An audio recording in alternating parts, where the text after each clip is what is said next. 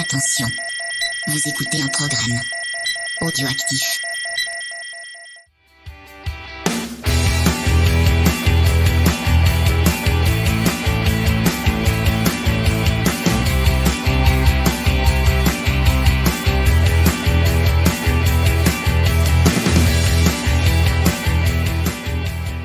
Salut à tous, on se retrouve pour un nouvel épisode de C'est qui en pôle. Alors épisode 89, mais c'est aussi le 100e épisode qui va être publié dans le flux quand on parle donc des hors-séries, etc., etc. Donc c'est un épisode un petit peu à part pour lancer cette saison 2021.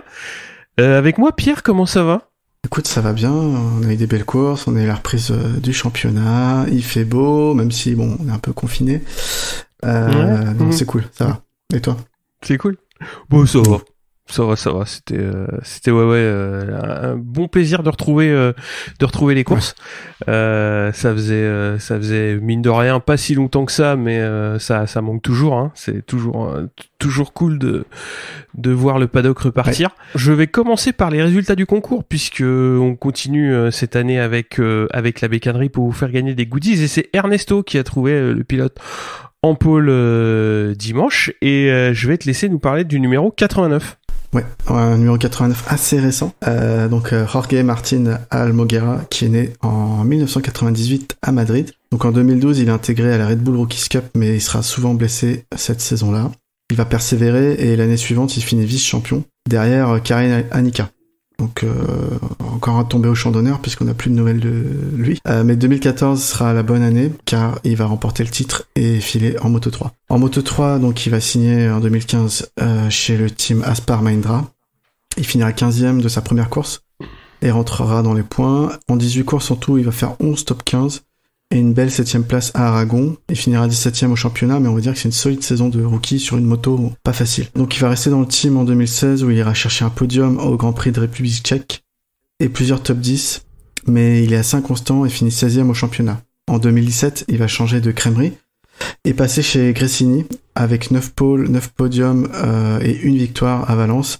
Il termine 4e du championnat malgré une blessure en milieu de saison, donc là on peut dire que c'est un sérieux challenger. En 2018, Martin obtient cette fois la couronne mondiale devant Bezzecchi avec 11 pôles, 10 podiums dont cette victoire. Et encore une fois, malgré une blessure, donc c'est un pilote qui se blesse assez souvent. Il va quitter le giron de Honda et passer en Moto 2 dans le team Ayo KTM en 2019. Malgré une année extrêmement compliquée pour KTM qui fournira un châssis plus que moyen la plupart de la saison, on s'en souvient.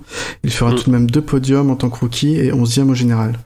En 2020, c'est un challenger pour le titre Moto 2.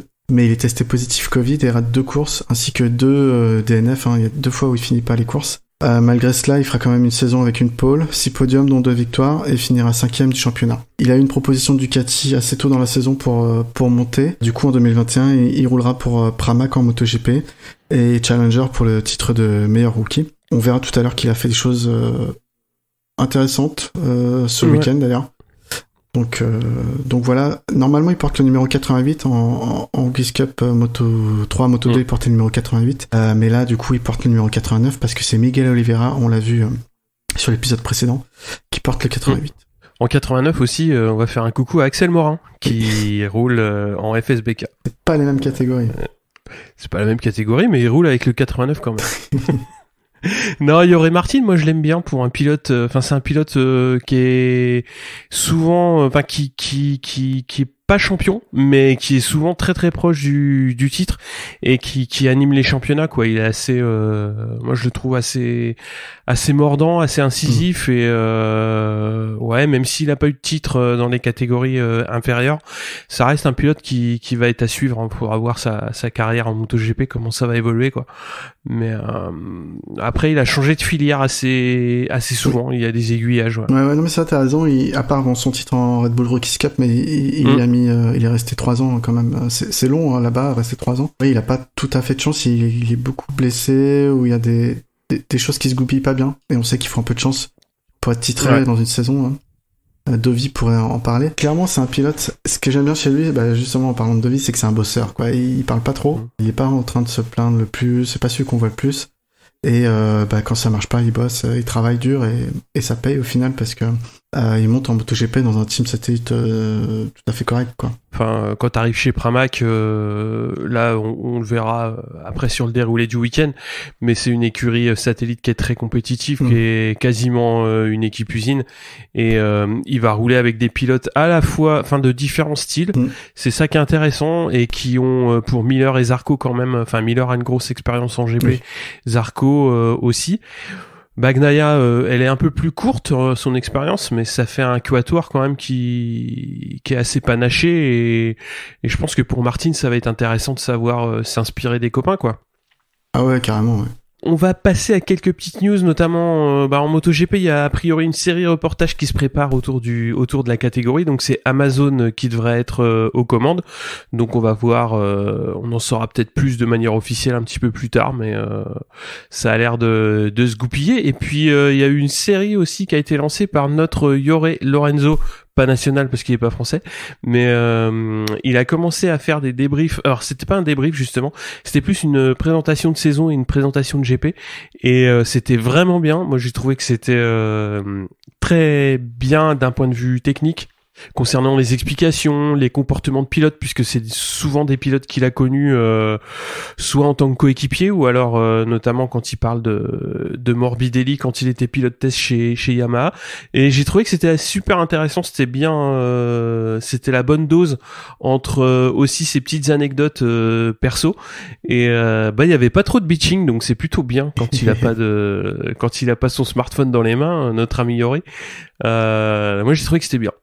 Ouais, j'ai pas encore, c'est dans ma watchlist, j'ai pas encore eu le temps d'aller voir ça. Effectivement, c'était un point que j'avais peur, c'est que ça soit juste du bitching, crying, c'est un peu toujours en train de se plaindre qu'il a pas pu rouler, qu'il ferait mieux qu'eux, etc. Mais si tu me dis que c'est pas le cas, en tout cas, c'est vrai que des fois, il a des avis pertinents, une fois qu'on a mis un peu de côté le reste. Et puis bon, il sait quand même de quoi il parle, il a une solide expérience en ouais, clairement, il est, je trouve qu'il est là où il doit être, c'est-à-dire vraiment sur les faits, sur la technique, parce que voilà, et sur les tempéraments des pilotes aussi, donc c'est intéressant à suivre, et on va voir comment son programme va évoluer dans la saison, parce que c'est voilà, j'ai trouvé que c'était un peu long, hein, quand même 37 minutes, mais il passe en revue beaucoup de choses. Après, son ressenti sur les circuits, c'est aussi intéressant, parce qu'il a roulé sur plusieurs motos, donc il peut donner son ressenti sur aussi l'aisance d'une moto sur le circuit, donc ça va être un point de vue qui va être marrant, quoi. Bien sûr. Je te laisse une petite news concernant notre ami italien. Oui, alors on avait déjà dit, je crois, que Delis fera des essais pour Aprilia à mi-avril à Jerez. Ça veut pas dire qu'il roule officiellement pour la marque, qu'il a signé un contrat, mais en tout cas, il va donner son avis. Et a priori, ce qui serait aussi dans les tuyaux, c'est qu'il aurait déjà donné un accord pour rouler également pour des essais début mai au Mugello. Donc là, on se dirige quand même sur des choses qui quand il y a une répétition, et ça veut dire quelque chose. Donc soit c'est pour un pilote essayeur à terme, soit c'est pour un rôle de pilote essayeur plus les 6 wildcards, hein, parce qu'Aprilia a des concessions, ils peuvent avoir 6 wildcards cette année, plus éventuellement des remplaçants d'un pilote qui est absent. Parce que je sais pas si Aprilia, vu qu'ils ont déjà annoncé que Savadori serait leur pilote officiel, ils ont le droit de le virer en milieu de saison pour en prendre un autre, ont le droit de casser un contrat comme ça, je sais pas. Déjà, s'il revient, qui fait des essais à Jerez qui se passent plutôt bien, tu vois... Ça peut bien se goupiller, quoi, après le Mugello, et puis t'enchaînes quelques wildcards, et puis tu fais pilote essai en attendant, quoi. En tout cas, ça prouve... peut être intéressant, hein. Ouais, pardon. Ça prouve bien qu'il est motivé à revenir en 2022, comme il l'avait dit.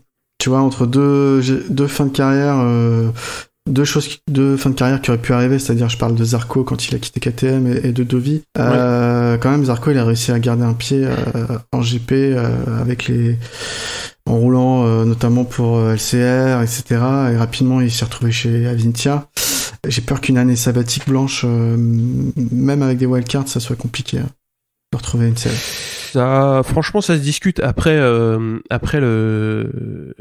qu'a fait Zarco, je sais pas comment ça s'est goupillé en coulisses, mais c'était assez inédit d'une part, et d'autre part, c'est assez remarquable ce qu'il a réussi à faire déjà l'année dernière, à rester focus sur la performance et sur la course. Et on le verra.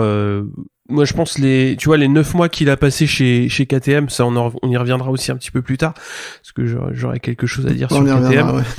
Ouais. Enfin, tu vois, le mec, il s'est fait défoncer par tout ce qui était autrichien, et c'était il y a pas si longtemps que ça, il y a 2 ans, et donc il y a 2 ans, KTM a pas tellement bougé. Enfin là, j'empiète sur ça, c'est-à-dire ils ont gagné des courses l'an dernier, mais là quand ils reviennent au Qatar avec la moto développée, c'est pas nécessairement mieux qu'il y a 2 ans. J'ai pas vraiment regardé les fiches de temps, mais Zarco fait 2 quoi. Donc qui a fait le bon choix, je pense que c'est clair.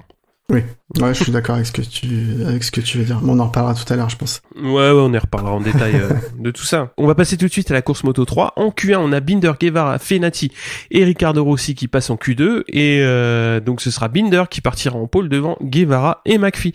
On a Alcoba 4, Mazia 5 et Toba 6. Félon partira 27e. Donc on a Binder, Rodrigo et Guevara qui partent vite. Il y a une grosse frayeur pour Honshu qui chute et qui va traverser le peloton, donc dans les tout premiers tours de course. On a McPhee qui se montre aussi, et on a Fenati qui a volé le départ et qui va prendre un long lap. Le groupe de tête, ça va compter une grosse dizaine de pilotes jusqu'à ce que 4 pilotes chutent, donc Mignot, McPhee, Artigas et Alcoba. Et celle-là de chute collective, elle est bien pour Artigas parce que il est beaucoup trop rapide à l'intérieur. Et puis voilà quoi, quand t'es beaucoup trop rapide à l'intérieur et que ça tourne, qu'est-ce que tu fais ? Tu fais tout droit et t'emmènes 3 copains dans le bac quoi. Donc je pense que les copains ils peuvent le remercier parce que il y a pas eu de blessés, mais voilà. Course blanche quoi. Ouais, course blanche quand même quoi, 0 pointé et merci Artigas quoi. Devant on a quand même Massia et Acosta qui mènent, mais en bout de ligne droite ça se bouscule pas mal et ça se regroupe beaucoup en Moto 3, c'est souvent le cas. Donc Binder et Rodrigo c'est collé serré quand même, il va y avoir des belles passes d'armes entre les deux et ça va être tendu jusqu'au dernier tour. On a Antonelli qui va même pointer le bout de son nez, donc juste sur les derniers tours de course. On a Sasaki qui était dans le bon paquet qui chute dans le dernier tour, et Mazia, Acosta et Binder font le forcing mais ne seront pas rejoints, et ça se termine dans cet ordre avec Garcia qui fait 4, Rodrigo qui fait 5 et Antonelli 6. Bon, évidemment au classement, Mazia en tête devant Acosta et Binder. Lorenzo Félon fait 19e. Je te laisse tes impressions sur la course. Ouais, déjà on peut noter que le doublé KTM officiel qui est impressionnant de maîtrise pour les 2 pilotes. Alors je vais revenir plus précisément sur les pilotes après, mais là juste le fait de voir les 2 KTM devant, 1-2, et même en tout fait 7 KTM dans le top 10, c'est aussi à cause du fait que parmi les 7 pilotes qui ne terminent pas la course, on en a 5 qui sont des Honda. T'as cité McPhee, Mignot, Foggia, Alcoba et Artigas. Donc voilà, c'est compliqué pour Honda sur cette course, il y a eu beaucoup de chutes dans leur rang et ça a un peu déséquilibré du coup le top 10 en termes de constructeurs.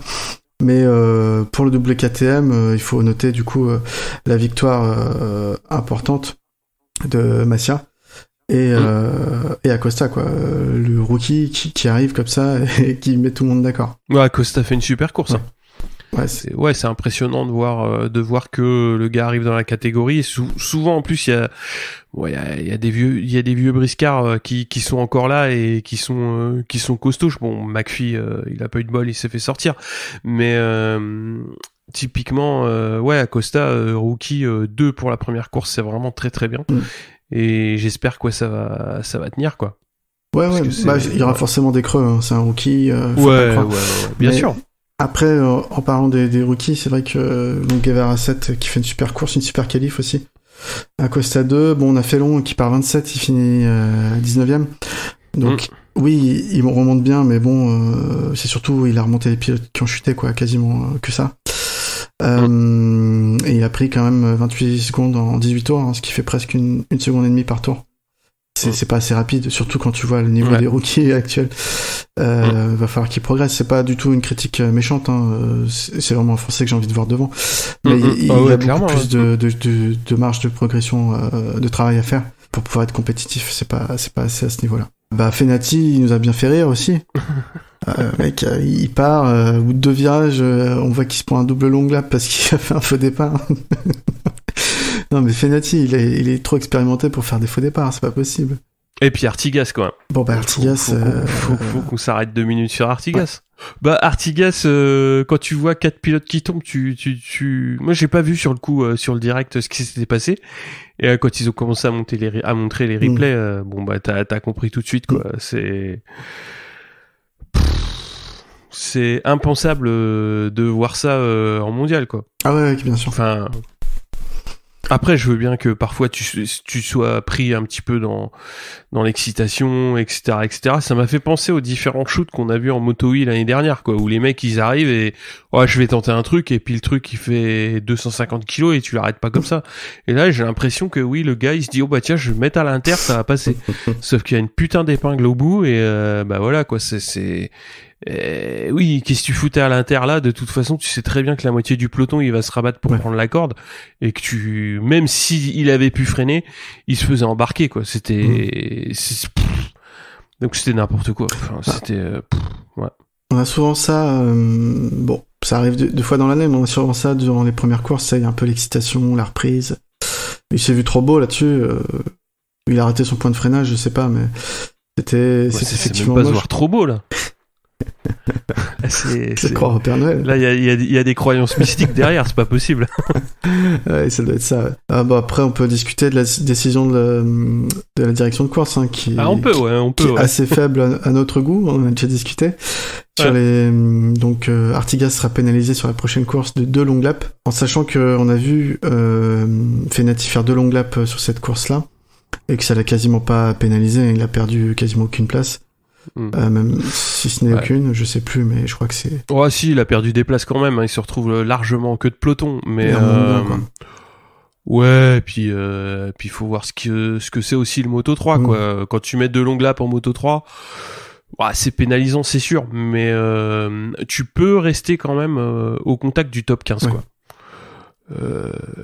Par contre, filer 2 longues laps quand tu sors 3 copains, franchement. Mais surtout que c'est la première course, donc ils pouvaient se dire si on sanctionne durement, on va calmer les esprits et voilà. Là, le risque c'est ça va, c'est que ça, on repart dans au cirque cette année et puis. On va faire la même en couleur. Ouais. Mais il y a déjà eu des problèmes en qualif avec des pilotes qui restent encore, je sais pas si t'as vu, qui restent à l'extérieur des virages sur la trajectoire alors qu'ils coupent les gaz, quoi. C'est comme tous les ans. Donc la direction de course, c'est comme tous les ans aussi, apparemment. L'année dernière, il y en a compris des départs de la pit lane pour moins que ça. C'est vrai. Ce que je voulais signaler aussi, c'est catastrophe pour Léopard Racing, hein, qui voit ses 2 pilotes ne pas terminer la course, et aussi pour Tech 3. Donc Honshu est tombé et puis Sasaki en fin de course, Honshu au début de course, donc Honshu est reparti mais il termine 20ème. Et puis en plus on verra Tech 3 ce qu'ils ont fait en MotoGP, c'était pas du tout un bon week-end pour eux, pas cool pour eux. Bon après c'est comme ça, hein. C'est la course. Après on a vu les valeurs sûres quand même devant, hein. C'est-à-dire Massia Binder, je pense que ça va s'asticoter pendant toute la saison, ça va être sympa ça. Ouais. Carrément, j'ai été content de voir Suzuki aussi, il termine 8. Alors c'était une course un peu pas exceptionnelle, hein. Il termine à 2 secondes, il a raté le paquet de tête en fait, il était en tête du second paquet, mais je pense qu'il peut faire une meilleure course la semaine prochaine, donc voilà, c'est à suivre. Je pense que au niveau Challenger on n'a pas trop raté notre pronostic de l'épisode précédent. Après, il faudra voir sur la saison. Mais en tout cas, sur cette course... Sur la saison.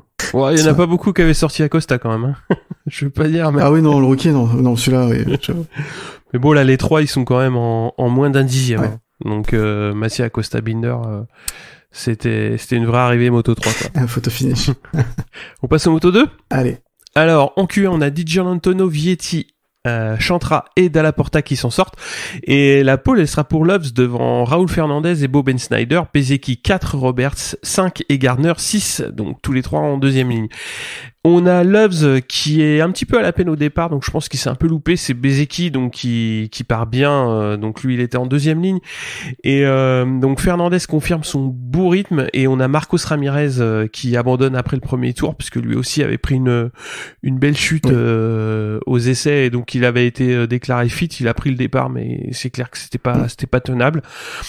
On a Loves qui prend vite les commandes et Fernandez qui passe également Bezeki. On a Dixon 4 et Gardner 5 dans ce début de course. On a Gardner donc qui va reprendre Bezeki, qui va passer son coéquipier donc pour la 2 et Di Giannantonio qui tient un bon rythme et passe 5e. On a une chute de virée dans une passe d'armes avec Canet et devant c'est assez calme. Par contre la fin de course elle va être marquée par la remontée de Di Giannantonio qui va remonter donc à la 3e place et c'est Loves qui va s'imposer assez facilement devant Gardner et on a Bezeki 4 et en fait le duel italien donc Di Giannantonio Bezeki va pas mal animer le dernier tour et on a Fernandez rookie qui fait 5e et qui a lâché un petit peu sur la fin de course mais qui fait quand même au final une belle course pour un rookie quoi. Ouais.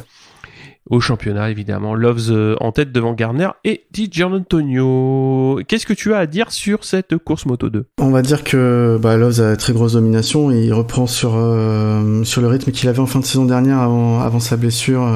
Je crois qu'il avait terminé avant Portimao. Je crois qu'il était sur 3 victoires en 3 courses, il me semble. C'est ça. Donc là, il reprend les commandes tout de suite. On voit que c'est lui le patron. Il met 2 secondes 2 à tout le monde. Donc je pense qu'il forçait pas plus pour creuser l'écart. C'est propre, rien à dire. Le problème de ça, c'est que ça risque d'être un peu long la saison si c'est comme ça toutes les courses. Déjà qu'il n'y a pas beaucoup de bagarres. Après, il mérite, franchement. C'était impeccable. Oui, il s'est raté au départ, mais après, il a remonté proprement. Il a pas paniqué. Oh, ouais, clairement. Ouais. Masterclass, quoi. La belle course de Fernandez, quoi. J'en ai touché 2 mots, donc il est au contact podium assez longtemps quand même sur la course. Il y a juste effectivement en fin de course où il a un petit peu lâché le débat, on va dire, en laissant la place au vieux briscard de la catégorie. Mais c'était une belle course, quoi. Ça peut faire pour peu qui durcissent un peu le cuir au fil de la saison, peut-être qu'il lâchera un petit peu moins avec un petit peu plus de physique et puis ça va le faire quoi. Donc c'est pas mal prometteur. Ouais, carrément. Il y a beaucoup de gens dont moi on se disait c'est dommage qu'il quitte le Moto 3. Il avait des vraies chances cette saison de gagner le titre Moto 3. Mais Akiayo a décidé non mais toi tu vas monter en Moto 2, on a besoin de toi. Et puis première course, on voit qu'il fait une très belle course, il termine 5e. Je pense que c'était pas forcément une mauvaise idée de le faire monter en Moto 2 quoi. S'il maintient un rythme comme ça, c'est propre quoi. Non, mais il a prouvé qu'il avait toute sa place pour être là. Et puis justement qu'il va avoir toute la saison pour progresser et avancer quoi. C'est intéressant de le voir à cette place-là. On a eu un premier tiers de course assez intéressant. Honnêtement, il y avait quand même des dépassements. Et à partir du moment où Loves a commencé à mettre un coup de collier, ça c'est un peu, même les écarts entre chaque pilote se sont un peu stabilisés. Il n'y avait pas grand-chose de spécial à voir. À part quelques dépassements de Cameron Bobier. Oui, je sais pas si t'as fait gaffe, mais quelques beaux dépassements à l'américaine, quoi, avec la roue arrière. Du coup, Di Giannantonio, heureusement qu'il sur les 4 derniers tours, il met un coup de collier et il remonte un peu pour le podium. Donc ça remet un peu d'action, mais sinon c'était un peu ennuyant, quoi, il faut le dire, la course. Si on a un coup de barre à ce moment-là, on peut s'endormir. C'est classique Moto 2. Moi, j'étais un petit peu déçu par Lutti quoi, parce que là ça va être on l'a pas vu de la course quoi, donc il termine à 17 ça secondes. va être compliqué quoi, parce qu'il termine loin. Après c'est la première, mais mais ça va être chaud. Tu vois, son coéquipier il était en première ligne, c'est Boben Schneider. Il termine alors il a fait un très bon début de course, puis il a lâché petit à petit, mais il termine 9e, donc c'est pas dégueu, en sachant que c'est un pilote qui roulait pas sur Calex, je crois, précédemment, et c'est peut-être pour ça aussi qu'il faisait des mauvaises performances. En tout cas là on voit qu'il fait des bonnes séances de qualif, qu'il fait une course honnête, et Lutti qui est dans la même équipe, qui a la même moto, et il termine 15e quoi, un point. Donc c'est lui le pilote expérimenté. Non, il y a une belle course quand même groupée de Roberts et Dixon quand même qui font 6 et 7 au final, mais Roberts il est sur la lancée de l'année dernière, on va dire, ça se passait pas trop mal. Et puis là ça progresse un petit peu, puis pareil Dixon quoi, on le voyait un petit peu loin et finalement ils font 6 et 7 quoi, donc c'est dans le bon paquet quoi. Ça va falloir s'accrocher quoi. Non, il va falloir qu'il progresse un petit peu, qu'il travaille doucement, mais c'est pas toute façon, c'est pas sur une course qui vont... Ce qui est important dans la première course, c'est, bon, on verra ça en MotoGP, hein, si t'es pas capable de jouer le podium, c'est de faire une bonne position dans le top 10, quoi. C'est ce qu'ils ont été capables de faire. Après, on peut parler un peu de Cameron Bobier, justement. Ouais. Moi, j'ai bien aimé le fait qu'il est parti très loin. Il est parti 22e. Ouais. Et fini 11e. Enfin, bon, c'est un rookie, alors il est très expérimenté en Superbike sur une 1000, mais c'est pas du tout pareil avec un proto Moto 2. Donc deuxième rookie derrière Rolf Fernandez, mais vraiment c'est propre. Lui, il a une grosse marge de progression parce qu'il a tout à apprendre, hein, les pneus, les châssis, les moteurs. Il y a rien qu'il a préparé, l'électronique qu'il a préparé à cette catégorie. Donc je pense qu'il a une belle marge de progression, Cameron Bobier, à suivre. Ensuite, il y avait les NTS. Alors bon, j'ai râlé tout le week-end là-dessus. Donc, il y a que 2 pilotes sur NTS cette année. Hein. C'est Barry Baltus qui monte du Moto 3 et Afisharin. Et qui s'est pris une grosse bourre en plus. Ouais, il s'est pris une très grosse bourre, un beau side et puis il s'est cassé le poignet. Donc, il est out. Il fera pas la course. Et Siarin, quoi, qui termine pas, quoi. Qui chute. Je pense que comme tu l'as beaucoup dit sur le Discord, la saison va être longue. Ouais. Bon, il y avait un petit moment émotion dans le box Cressini. Fabio Di Antonio qui réussit à monter sur le podium dans les toutes dernières minutes de la course. Bon bah voilà, hein, forcément avec Fausto Gresini qui est mort il y a quelques temps, ça faisait vraiment un peu pour un podium pour Fausto, quoi. Donc il y avait une certaine émotion qui transparaissait même à travers l'écran, qui était belle à voir. Voilà. On va passer au MotoGP. Allez. Donc la meilleure catégorie, bien entendu. En Q1, Nakagami et Mir s'en sortent de justesse. On voit encore que les Suzuki ont un peu de mal dans cet exercice. C'était très très chaud. Il y a vraiment chaque passage de la ligne, il y avait un pilote qui améliorait les temps. Il faut noter, aucune KTM ne passe en Q2. En Q2, justement, Bagnaia qui va sortir un tour incroyable avec en prime le record de la piste en 1,52 et 772 millième. À 3/10, il y a Fabio Quartararo qui se place, qui partira 2e, et enfin Viñales. Seconde ligne, on a Valentino Rossi, totale surprise, Jack Miller et totale surprise. Pour moi, je m'étais habitué à plus voir très performant sur les qualifs. Ouais. Après en course, je sais très bien que c'est un pilote qui peut viser le top 6 sans souci, hein. Mais là c'était clairement tiens, ok, il est encore capable de sortir des qualifs comme ça, bah tant mieux, quoi. Mais c'est pas quelqu'un que tu vois, j'aurais mis ma chemise avant les qualifs. Ça dépend quelle roue il prend maintenant. Mais du coup, il faut quand même noter que les 6 motos là qui sont sur les 2 premières lignes, c'est 3 Yamaha M1 de cette année et 3 Ducati de cette année, hein. Donc c'est des motos qui ont l'air d'être performantes sur ce circuit. Donc Mir se qualifie seulement 10e, et on va noter quand même les rookies Bastianini 13e et Martin 14e.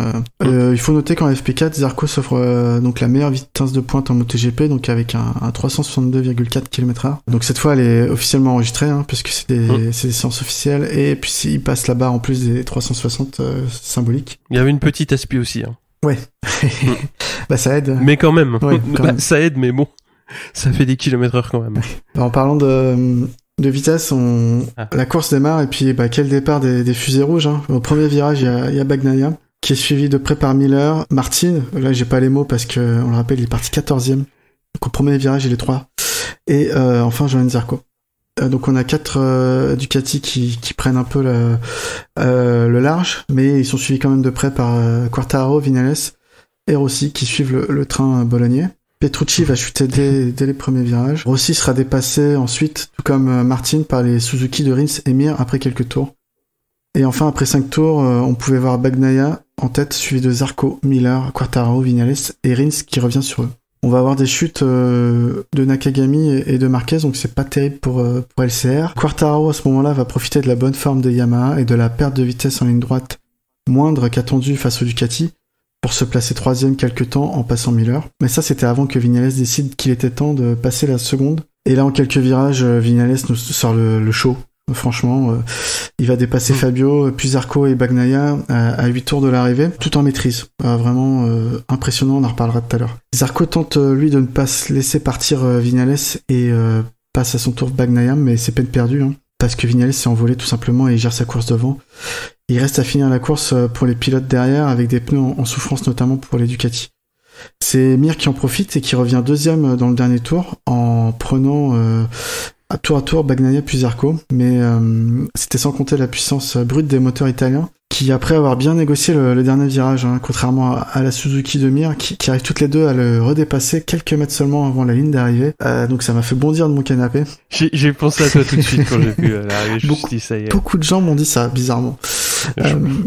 Il y a des tympans des voisins qui ont explosé, quoi. Je pouvais pas trop crier avec le petit, mais... donc c'est Viñales qui gagne 1 seconde devant Zarco et Bagnaia. Mir termine 4. Quartararo 5 et Rins 6 au classement du championnat. Donc Viñales 25 points, Zarco 20 points, Bagnaia 16 points et Quartararo 5e 11 points. On parle du vainqueur, hein, Viñales. Ouais, Viñales... Moi j'y croyais pas hein. Quand j'ai vu la course et quand j'ai vu une Yamaha aller comme ça tenter des trucs à l'inter, je me suis dit c'est pas possible, c'est pas Viñales quoi. Et bah si. Et donc ouais, ça fait plaisir de voir enfin Maverick Viñales agressif en course. C'est-à-dire pas nécessairement ouais, une vraie course de pilote quoi, c'est-à-dire ouais, de l'agressivité, teigneux, et quand il a réussi à passer les pilotes qui étaient devant lui et à prendre la tête, bah il a mis ce qu'il fallait pour prendre la tête et se détacher un petit peu pour se mettre à l'abri parce que on le verra un petit peu plus tard, faut pas laisser les Ducati trop près derrière toi, on va dire. Ouais. Et non, il fait une très très belle course. Moi, j'étais le premier étonné de le voir ainsi quoi, parce que ses qualifs et son week-end, c'est pas flamboyant, mais il est dans le coup quand même. Tu te dis, il est là, mais il est pas très loin, mais ça peut le faire ou pas. Et comme on sait que parfois ses départs sont pas toujours parfaits, ça peut aussi le mettre dans une mauvaise dynamique. Mais non, il a fait une très belle course, une course intéressante, on va dire. Enfin, vraiment inattendu de sa part. Bah écoute, je te rejoins. Moi, je suis pas un grand fan du pilote à la base, mais là, il m'a bluffé. Clairement, c'était une démonstration. Déjà, bon, c'est un peu le cas pour Fabio aussi sur cette course. On y reviendra peut-être tout à l'heure, mais psychologiquement, il s'est pas laissé déconcentrer par le départ des Ducati. Il a imprimé un rythme qui tout de suite, qui a permis de sauvegarder ses pneus jusqu'à la fin, notamment le pneu arrière. Il a su dépasser au bon moment, quand il a vu que peut-être Bagnaia, Zarco, et commençait à avoir une petite avance devant. Il s'est dit, bah, faut que je passe Quartararo. Et tous ces dépassements, c'était hyper propre. Ouais. C'était hyper bien calculé. C'était, on voyait qu'il avait vraiment confiance en sa moto et en son train avant. Et puis, à la fin, une fois qu'il a réussi à passer tout le monde, bah, là, il fait du Viñales, quoi. C'est-à-dire qu'il est tout seul devant. Il imprime son rythme et on le revoit plus.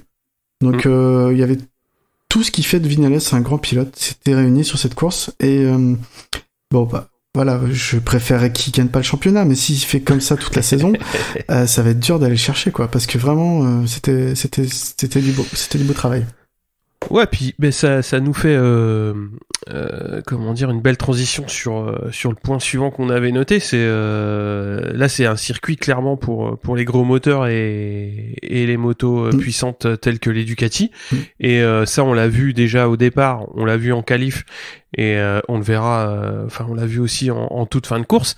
Moi ça m'a vraiment étonné qu'ils réussissent à compenser le déficit vitesse de pointe de la Yamaha face au Ducati quoi. Et c'est intéressant justement de voir que ouais il a réussi à compenser ce petit point faible quoi.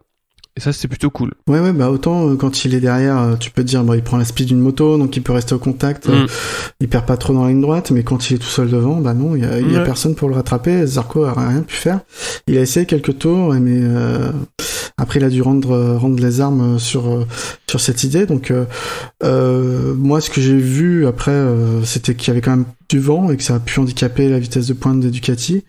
Et ce que j'ai vu également, alors ça j'ai pas de confirmation réelle, c'est que en gros la map qu'ils utilisent en course et la map qu'ils utilisent en qualif ou lors des FP, les Ducati permet pas de délivrer la même puissance brute parce que on sait que sinon le pneu arrière tient pas sur les 22 tours. Donc Ducati s'est bridé eux-mêmes pouvait pas atteindre des vitesses de 260 km/h parce que sinon le pneu arrière ne durait pas assez, et du coup il devait se contenter d'un 240 par exemple km/h. 340. Ah pardon. 360, 340. Ah oui, parce que 240, moi j'y arrive. Tu le fais facile, toi. 340, ouais, c'est et du coup les Yamaha ne perdaient que peu de kilomètres en ligne droite, quoi. Et comme sur le sinueux ils étaient très très très forts, ça suffit, quoi. D'ailleurs, en parlant de pneus arrière, tous les pilotes Ducati s'en sont plaints parce que c'est la première course, donc ils ont tous un peu dans l'esprit positif, ils disent tous on va être travaillé et tout, etc. Mais Miller a eu des gros problèmes sur le train arrière. Zarco a dit que c'est ce qui lui avait pêché en fin de course, lui c'était son pneu arrière. Bagnaia a dit qu'il fallait travailler peut-être d'une manière différente la semaine prochaine sur ce pneu arrière pour pouvoir obtenir la victoire. Donc il y a un petit boulot à faire, je pense que ça travaille trop sur cette partie-là, c'est le point faible de la Ducati. Ouais, l'exploitation de la traction, quoi. C'est ça qui va être la clé. Bon, après on va pas se mentir, hein, c'est la clé pour tous les constructeurs. Effectivement, en qualif, ils peuvent se permettre de passer un petit peu plus de puissance parce que ils ont peut-être pas 25 tours à faire. Hein. Oui. Ça c'est évident. Mais voilà, après sur une course, quand tu dis on a eu des difficultés sur le pneu arrière et que tu fais 2 et 3, bon, ça va. Ça me rappelle les Yamaha l'année dernière. Oh là là, la moto elle est nulle cette année. Ouais, bon, 6 victoires. Hein. Non, mais voilà, non, je vois ce que tu veux dire. Ouais. T'as raison. C'est surtout qu'il y a quand même un bon départ et puis une régularité des pilotes devant, et puis on sait que peu importe les Ducati ou pas, mais on sait que les moteurs V4 sont assez difficiles à doubler. Surtout quand ils ferment bien les portes. D'ailleurs, Zarco a donné du fil à retordre à Vignales. Et puis à Mir aussi. Mir, il en a bavé. Hein. Parce qu'il fermait bien les portes. Ah ouais. Là, tu vois bien que c'était compliqué, et il l'a très bien fait dans le dernier tour. Et la manœuvre que font justement Zarco et Bagnaia pour le passer sur la ligne, c'est beau. Franchement, je pense qu'ils sont bien inspirés de différentes manœuvres qu'avait pu faire Dovi précédemment. C'était vraiment prendre l'entrée de virage un peu différemment, peut-être un peu plus, peu moins rapide, mais sortir pour être bien aligné, pour pouvoir bien accélérer assez rapidement. Et puis ouais, c'était là ils ont tout lâché. D'ailleurs ils ont peut-être changé de map, je sais pas, parce que là il y a vraiment, c'est possible, ouais. Et ça, on le saura pas. Mais il y avait un point qui avait été important, donc ça c'est sur le pilotage de Zarco, où effectivement il rentre tôt dans les virages, ce qui permet évidemment de sortir tôt. Et quand tu sors tôt, tu peux remettre la patate plus tôt, et c'est ça qui amenait un petit peu sa vitesse de pointe. Ouais. Donc ça c'était une remarque qui était importante. À la limite, on peut embrayer directement sur Zarco. Hein. Alors déjà, il fait une très très belle course. Oui. C'est-à-dire, il est tout le temps devant.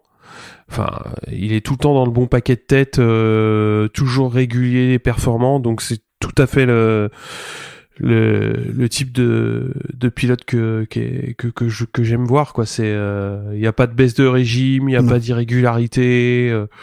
Mec, elle a tout le temps, quand il se fait doubler, faut vraiment sortir de la selle pour pouvoir le passer, et puis il lâche pas, quoi.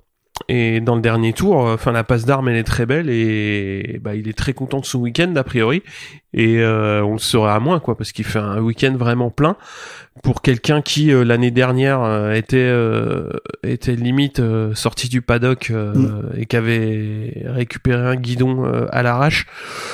Je trouve qu'on peut parler, c'est plus une renaissance, quoi. C'est vraiment là on trouve un pilote à son vrai potentiel sur une moto compétitive, et on voit où ça va, quoi. Tu parlais de la constance, mais c'est exactement ça avec Bagnaia. C'est les deux pilotes les plus constants. Zarco est 4e au premier virage, il finit 2e à l'arrivée, donc je crois que tout est dit. Il a fait même un week-end de manière très très régulière, souvent devant. Il n'y a pas grand chose à dire de lui. C'est vrai que l'année dernière, il avait fait des bonnes courses, mais il pêchait en fin de course. Là, c'était pas le cas aujourd'hui. Tant que toutes les étoiles s'alignent pour lui, tant mieux.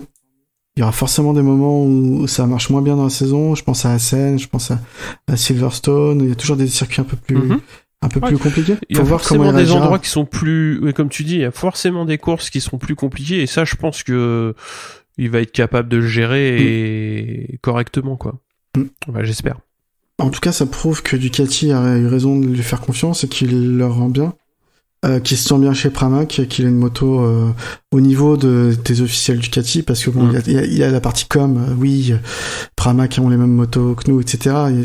Mais visiblement, c'est vraiment le cas. Et puis, du coup, c'est la première Ducati, hein, même si les officiels étaient contents qu'il y ait Bagnaia sur le podium. C'est quand même Zarco qui ramène les 20 points constructeurs. Donc ça marque les esprits, ce genre de choses. On verra de quoi la saison est faite, hein, mais je pense qu'ils ont pas qu'il y a aucun pilote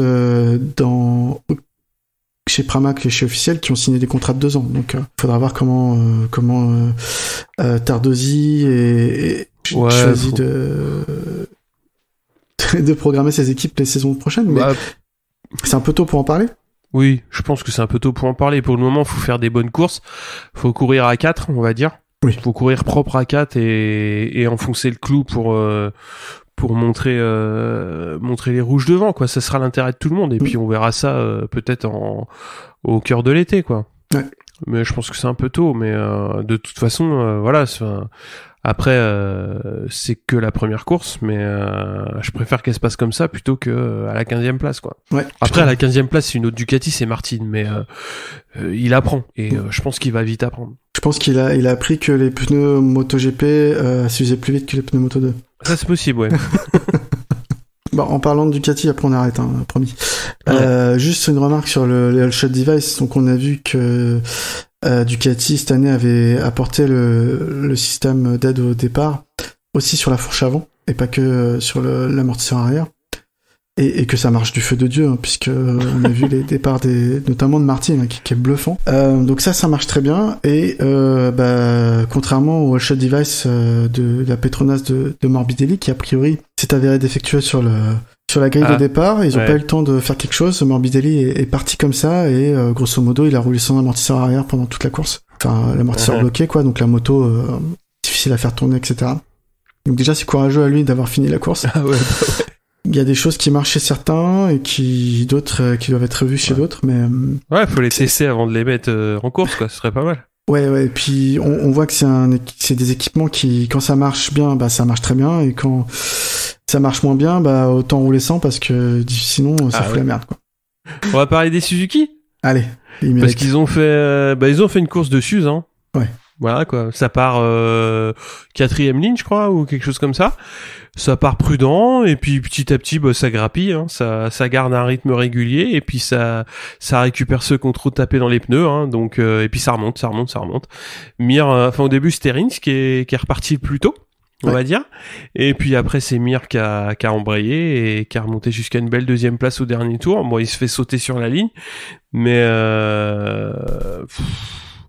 moi, je trouve que c'est encore une fois, c'est là que tu vois les forces de la moto, c'est-à-dire, c'est peut-être pas flamboyant en qualif, mais c'est très efficace en course sur la 2e partie de course, et c'est une stratégie qui a payé l'an dernier, et on voit que ça amène encore des bons résultats cette année, quoi. 4e et 6e, c'est pas dégueu, c'est plutôt pas mal. Ouais, je pense que Mir a fait une très bonne course, Rins aussi, hein, d'ailleurs. Comme tu as dit, c'est la Suzuki, elle est constante sur toute la course. Ils sont là, et ils profitent des erreurs des autres ou de l'usure des pneus des autres. Je pense qu'il manquait un tour, on va dire, à Mir, hein, pour garder cette 2e place. Je pense qu'il y aurait eu un tour de plus, il aurait peut-être réussi à se sécuriser détacher un petit peu, ouais. Pour parce prendre les 2-3 dixièmes qui empêchent leur tour. Ouais, c'est ça. À l'arrivée, il a manqué 20-30 mètres, et il terminait 2e, quoi. Bon, après, voilà, c'est une belle course. C'est une course qui faisait l'année dernière comme ça, et puis au final, il est champion du monde à la fin de la saison. Donc, si une mauvaise course pour lui, c'est terminé 4, c'est tout le mal que je lui souhaite, hein, parce que ça veut dire que les autres, il va falloir qu'ils sortent les rames s'ils refont une saison comme ça. Si ça continue comme ça, il va falloir y aller. Hein. Ouais. Puis Rins, il termine 6. Ouais, 6, ouais. C'est pareil, c'est super propre.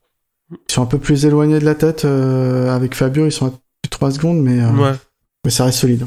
Donc pour parler de Fabio, il fait un début de course assez compétitif, et Ça s'effrite un petit peu après et il réussit à quand même à s'en sortir, à trouver les solutions en course. Donc c'est plutôt pas mal, quoi. Finir 5e, 3 secondes derrière la tête, derrière son coéquipier. Bon, bah c'est plutôt bien, quoi.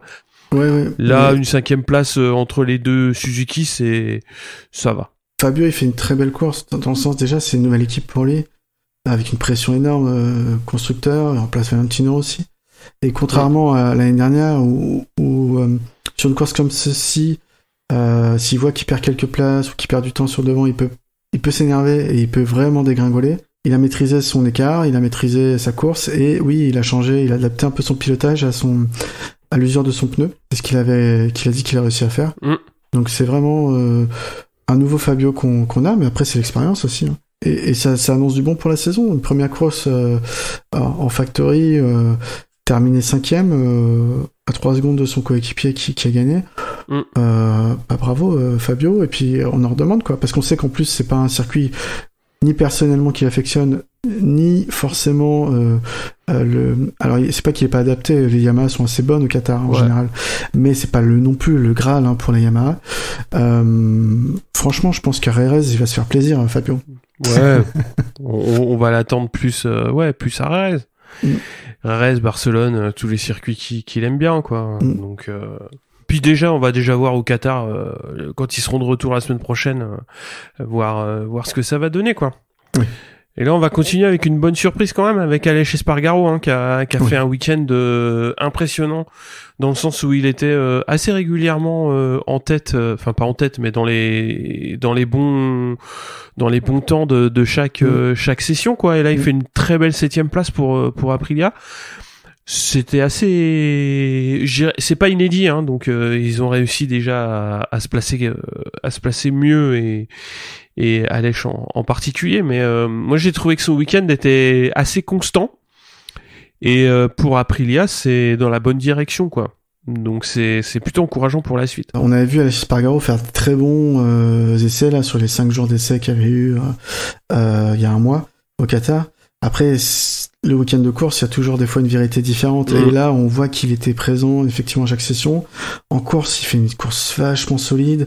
Forcément, vu qu'il y a de la bagarre devant, on l'a pas trouvé à l'écran, mais 7e place, c'est super, quoi, pour l'année Aprilia. Je sais pas s'ils avaient fait ce résultat déjà ici au Qatar auparavant.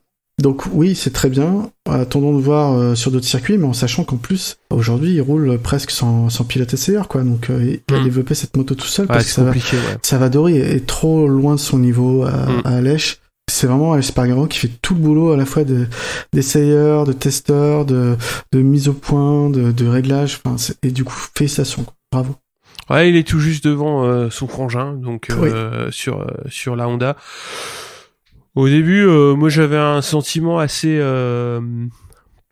tu vois, vu que je l'avais pas trop vu en course, je me suis dit, voilà, qu'est-ce qu'il a fait et tout. Et bon, au final, il fait une 8e place qui est pas faux folle, mais qui est pas non plus honteuse. Donc, c'est pas top. Moi, je trouve que c'est plutôt moyen pour une première course avec une moto que tu connais pas, qui est un peu atypique en plus, qui est un peu particulière. Bon, on va pas flinguer tout de suite, quoi. Pour moi, c'est quand même une bonne course pour lui. C'est une moto qu'il découvre, qui est réputée pas facile. Et il était à côté de lui, c'est Stéphane Bradl, son modèle, quoi. Stéphane Bradl, c'est pas non plus le pilote qui a le plus roulé au monde sur cette moto, qui connaît le mieux le monde. Il aurait Crutchlow dans les pattes, je dirais, ou Marquez, forcément, je dirais, il peut apprendre 2, mais là, bon, c'est Bradl. Derrière, LCR, double chute. Donc, au final, écoute, c'est sûr que 8e, c'est pas conforme aux attentes de Honda Factory, il faut pas se leurrer. Honda Factory, c'est gagner toutes les courses, mais pour moi, je mettrais, tu vois, genre un 11 sur 20, encourageant, un truc comme ça, tu vois, course.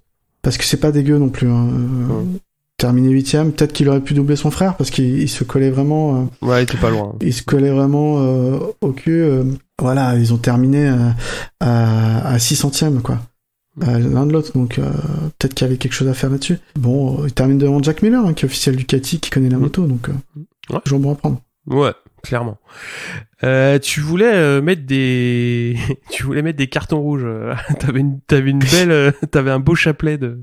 Bah, j'ai 3 cartons rouges, 4 même, 3 équipes satellites, hein, donc Petronas, LCR et Tech 3, et une équipe officielle qui est KTM. Donc Petronas parce que Morbidelli il a eu un souci sur son amortisseur arrière, on l'a vu. Rossi, super qualif, mais en course il fait on va dire un très bon début de course et puis après il disparaît. Je suppose que comme les autres Yamaha, il a eu un problème de pneu arrière. Je vois que ça. Mais du coup il termine 12e quoi. Pour quelqu'un qui part 4, ça fait un peu, c'est dur à avaler, je dirais. Ouais. Donc à voir, il y a du boulot chez Petronas, je mets pas en cause Rossi, hein, je mets vraiment en cause la moto. À voir ce qu'ils peuvent faire. Donc LCR, de leur côté, pas de chance, hein, 2 pilotes qui chutent, ça pardonne pas. Tech 3, la débandade, parce que Petrucci chute, si ce n'est le premier virage, c'est dans les 3 premiers virages, je sais plus exactement c'est lequel. Et puis Iker Lecuona, il apprend quoi. Et encore une fois, c'est celui qui est vraiment dans une phase de progression, mais il termine à 21 secondes, donc c'est loin, 17ème. Et puis KTM, parce que eux, ils ont pas le droit de terminer comme ça. Avec comment ils ont fini la saison, les promesses qu'ils nous ont envoyées l'année dernière, avec ces 3 victoires, avec tous ces podiums, Oliveira, il prend les 3 points de la 13e place, et Binder, les 2 points de la 14e place, quoi. Il termine derrière un Bastianini, derrière Bastianini qui finit 10. Ouais. Un rookie. Sur une moto de 2019. Ouais, ça pique, hein. Ouais. Ça pique, dit comme ça pique. Ah ouais. Quand tu regardes froidement le classement, parce que il y avait beaucoup d'attentes concernant Oliveira et Binder, et c'est première course décevante. Et j'entends beaucoup l'excuse, oui, mais bon, le Qatar c'est pas leur circuit. Mais si tu veux être champion du monde, une mauvaise course c'est top 5. Hein. Et une bonne course c'est premier. Si tu gagnes et tu mets les autres la tête sous l'eau, quoi. C'est ça. Tu peux pas te permettre de dire 14e, 13e, c'est parce que la moto elle est pas adaptée à ce circuit, non. Dans ce cas-là, tu seras pas champion du monde. Tu seras jamais champion du monde, tant pis. Ouais, après, tu vois, en début d'épisode, le parallèle Zarco et KTM que je faisais était vraiment, était pas non plus adapté. Mais j'ai toujours ça en travers de la gorge. Mais ça c'est parce que c'est moi. Mais tu vois, je dirais pas que j'y croyais beaucoup parce que j'ai toujours été, je dirais pas sceptique. Mais tu vois que KTM fonctionne bien sur les circuits qu'ils ont bien préparés. Et à partir du moment où et ça j'en ai parlé sur le Discord, où effectivement quand tu as les concessions, que tu peux développer tous les week-ends, que etc. Je dirais pas que c'est plus facile, c'est fait pour. C'est normal, c'est fait bien pour sûr. Qu'une écurie qui est un petit peu en retrait, si elle en a les moyens, elle ait les possibilités de travailler et d'évoluer et d'avancer. Et là, KTM va rentrer dans le dur parce qu'ils vont être dans cette situation où ils vont plus pouvoir évoluer autant qu'ils le souhaitent. Et ça va être compliqué. Et là, j'espère juste que Oliveira et Binder vont pas avoir la même malchance que de tomber sur un management qui va leur mettre la tête dans le sac. Et aussi parce que il peut y avoir des résultats qui s'améliorent, hein. C'est pas exclu non plus, hein. Ça peut être un loupé effectivement sur une course, hein. Ça on le verra assez vite. Après le Spielberg c'est loin, hein, c'est en août, mais il y a d'autres circuits où ils pourront montrer que c'était un accident. Mais j'espère pour eux que c'est un accident. Ouais, ne serait-ce que Portimao. Hein. Portimao arrive vite. Oliveira il avait tout pété l'an dernier, donc là on va être assez. On va être fixé. Ouais. C'est vrai que ce que tu dis, mais après ils ont eu 5 jours de test un mois avant le Grand Prix. Ah oui, donc, le circuit il le connaissait, il avait quoi amener des améliorations, etc. Donc il n'y a pas grand chose qui a évolué, ça a été catastrophique. Tous les tests au Qatar ont été catastrophiques. Après, faut qu'ils soient plus solides quand ça marche pas, mais ils peuvent pas trop que blâmer les pilotes, hein, parce que c'est des 2 pilotes, ils ont ramené les 3 seules victoires de la marque. Sûr que non, tu peux pas blâmer les pilotes, c'est comme tu dis, c'est les 2 seuls qui ont fait gagner la marque. Donc Oliveira, quand il gagne à Portimao, il met tout le monde derrière, il a fini la course, les autres ils sont au stand. Enfin voilà quoi, Oliveira à Portimao, il a dominé tout le week-end, et tout le week-end, toutes les sessions, et il est en pôle et il défonce tout. Donc c'est un bon pilote. Ah, il n'y avait pas de photo. On a l'impression que c'est pas la même moto. qui sont revenus sur la moto de 2019. Bah, je sais pas.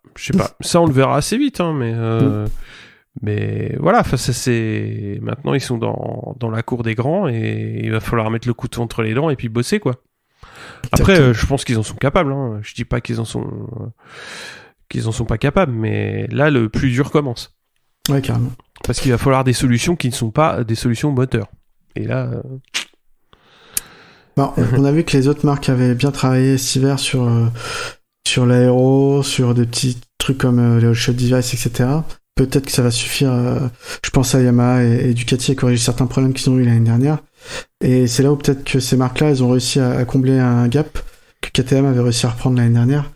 Et que du coup, ça va pas suffire si KTM n'a pas fait de grosses évolutions sur leur moto pour se maintenir devant, quoi.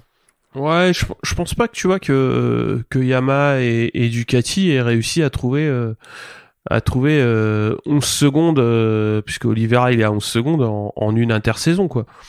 C'est beaucoup 11 secondes, hein. C'est un sacré trou, hein. C'est un plus petit trou que quand Zarco est arrivé chez KTM, puisque là il y avait un gouffre, on va dire.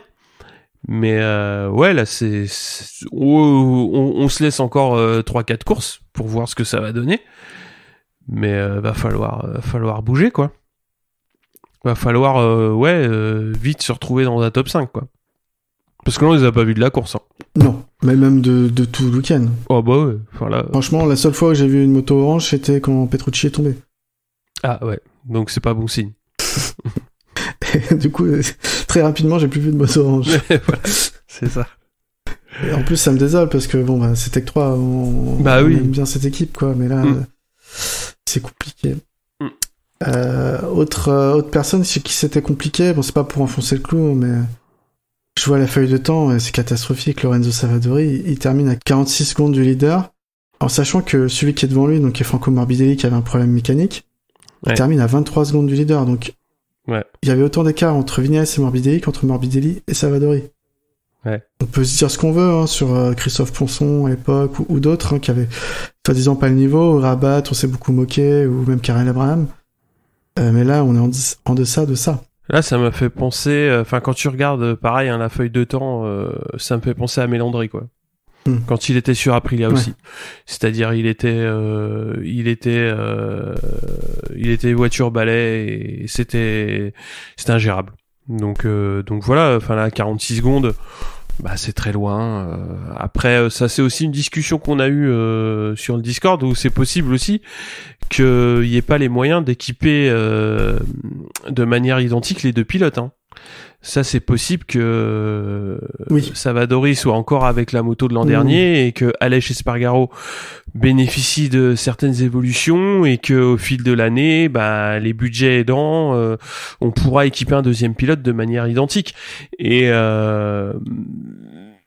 ça, on peut pas le savoir. Bon, après, ils le diront peut-être un jour dans la presse, mais c'est pour le moment on peut pas savoir. C'est possible que ce soit ça, hein. Une époque c'était comme ça dans les écuries satellites, pas trop dans les écuries factory, mais quand on sait les difficultés en termes de moyens de Gresini, enfin d'Aprilia, ça peut être possible. Oui. Mais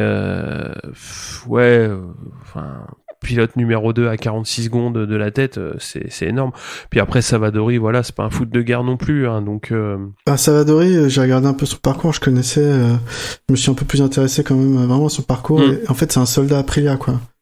Il a fait beaucoup de choses avec Aprilia. Bon, il a fait une année en moto-i, mais à part ça, voilà, partout où il allait, World SBK, CIV italien, c'est Aprilia. Donc c'est peut-être pour ça qu'il est là, quoi. Aussi parce que Smith, bon, peut-être qu'il avait, je pense qu'il avait un meilleur niveau. Smith, pur talent, en talent pur, c'est peut-être un meilleur niveau. Mais peut-être qu'il posait d'autres soucis ou qu'il râlait parce qu'il n'avait pas les mêmes pièces qu'elle chez Spargaro, justement. C'est possible. Et que ça finit par agacer les décideurs, quoi. Ouais. Dernier petit mot par rapport au rookie. Marini termine à la porte des points, hein, vraiment. Bon, c'est une course de débutant, mais voilà, bon, c'est pas affolant. Mais on voit surtout Bastianini qui fait une 10e place, c'est incroyable, et puis Martin qui prend le point de la 15e. qui reste surtout dans la mémoire pour son départ. Mais Bastianini, c'est bluffant, hein, le champion du monde, ce qui nous a fait Moto2, ce qui nous a fait cette course, top 10. Oui, c'est une belle course. Après, il finit devant Rossi. Ouais, c'est bien. Va falloir pour un rookie dans une écurie un petit peu plus que satellite, on va dire. Client. J'ai du mal à dire client, mais là ça a l'air de s'orienter comme ça chez Sponsorama. Et falloir y aller, quoi. Ouais. Mais déjà un top 10 à la première course pour un rookie sur une moto comme ça, c'est bien. C'est bien. Après Marini 16e, savoir que il y a pas eu tant de chutes que ça, hein. Non, on va dire, hein. Donc va falloir trouver les secondes qui font justement se rapprocher du copain, quoi. Parce que si tu regardes pareil la différence entre les deux, il y a 10 secondes au final, là ça va être chaud, quoi. Oui, il y a plus de travail à faire côté Marini que côté Bastianini, mais bon, ils partagent le même box, ils ont a priori la même moto, donc et puis Ducati aime bien partager les datas à tous ces pilotes. Donc je pense que ils ont de quoi travailler. Et puis bon, des fois il y a des osmoses qui se font plus ou moins vite entre un pilote et une moto. On a vu Zarco et KTM, ça l'a jamais fait. Par contre, Zarco et la Yamaha, ça l'a fait tout de suite. Donc il y a des choses qui se font, qui prennent un peu plus de temps chez certains. Donc voilà, pas s'affoler de faire une course porte du top 15 pour un rookie. Faut voir après plutôt sur toute la saison, quoi. Ouais. On a fait le tour. Ouais, j'ai bien aimé le petit Quartaro. Il se battait à la fin. Il était presque tout seul quand même en piste, hein, il termine 5, mais il se prend quand même un track limit warning à l'avant-dernier tour, je crois. Tu dis, il est quand même en train de pousser Quartararo. Ah bah ouais. Il y avait Rins derrière qui remontait. C'est ça. Même. Mais bon, c'est pas... Il s'est pris juste un avertissement et c'est pas aller plus loin, quoi. Dernier petit point, on va parler rapidement du French Superbike. Alors ça roulait au Mans pour l'ouverture de la saison. En 1000, donc la course 1, c'est Debise qui s'impose sur Kawasaki devant Gines et Axel Morin, donc tous les deux sur Yamaha. En course 2, Debise et Gines restent 1 et 2 et c'est Alan Teixeira donc qui est 3e au général. Debise est devant Gines et Axel Morin 3e. En 600, course 1 et 2, le même podium pour les deux courses. Debise, et oui, le même qu'en 1000. Cauchy et Claire, donc c'est idem au général. On va se retrouver très vite, c'est-à-dire la semaine prochaine pour la deuxième course au Qatar. Moi, je suis toujours dans le coup. Je crois que c'est Olivier et on va avoir Paul qui va venir normalement. Oh. Donc, sympa. Voilà. Ouais. Moi, je suis pas invité. Je plaisante. Non, t'as dit que t'étais pas là et t'es gonflé, toi. Attends, on fait un planning, tu dis je suis pas là et après tu dis ouais, j'ai pas le droit de venir. Écoute, j'ai une vie de famille, j'ai une vie sociale, même confinée, donc faut faire des choix. C'est difficile. Eh oui, fais des choix. Tu vas aller regarder en spectateur. Ouais, bah après en plus on travaille pas, je crois que c'est férié lundi de Pâques là. Oui, c'est férié. Cool. C'est férié. Cool, ça. J'espère qu'il fera beau. Ah bah oui, comme ça on peut sortir à la télé. Ouais, il faut un bon câble alors. Ouais, c'est ça. Bon, sur ce. Merci Cyril, c'était cool. À très bientôt. Ciao. Merci à toi, ciao.